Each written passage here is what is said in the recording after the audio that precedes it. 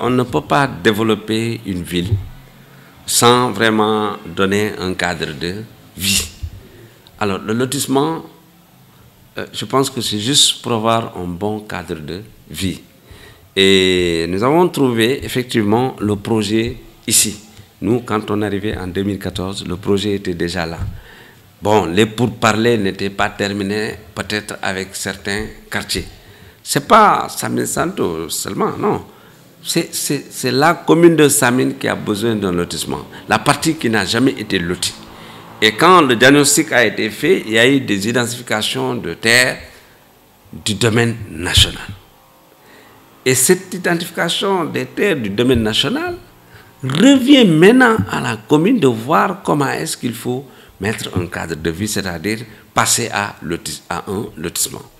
Et nous avons essayé, n'est-ce pas, depuis 2015, à échanger avec vraiment les populations.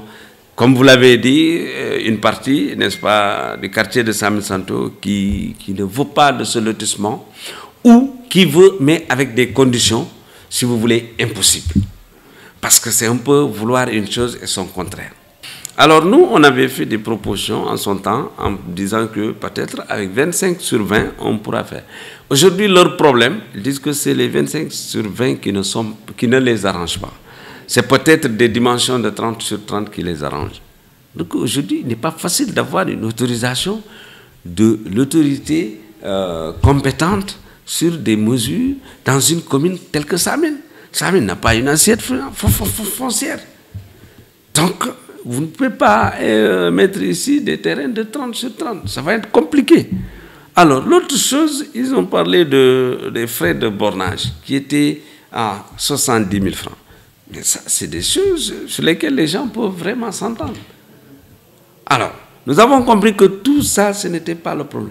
Alors, la troisième condition qu'ils ont posée, c'était le pourcentage de répartition.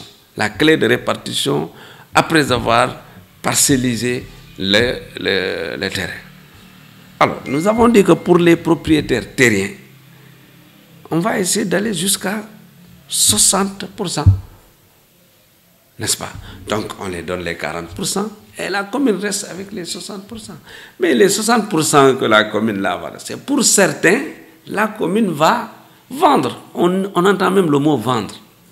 Mais alors que ça n'existe pas dans un lotissement, même si ce n'est pas un lotissement, on ne vend pas de terre. En tout cas, vous pouvez rechercher un peu partout. Nous, depuis qu'on est là, il n'y a pas quelqu'un qui va venir vous montrer un papier et qui vous dira que la mairie m'a cédé ça à un prix tant. Non. On n'entre pas dans ces choses. On a dit, par exemple, pour les 60%, les équipements, y compris les écoles, les marchés, les prochaines églises, les mosquées, etc., etc., les terres de, je veux dire, les aires de jeu, n'est-ce pas?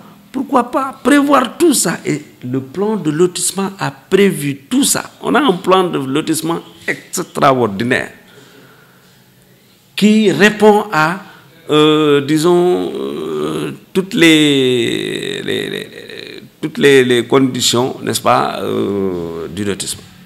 Donc, on les a montré cela. Mais aujourd'hui, le problème qui se pose, à un moment donné, Samin Santo, il y a des gens qui se sont levés pour aller même commettre un soi-disant géomètre pour venir à Samin Santo essayer de faire des parcelles.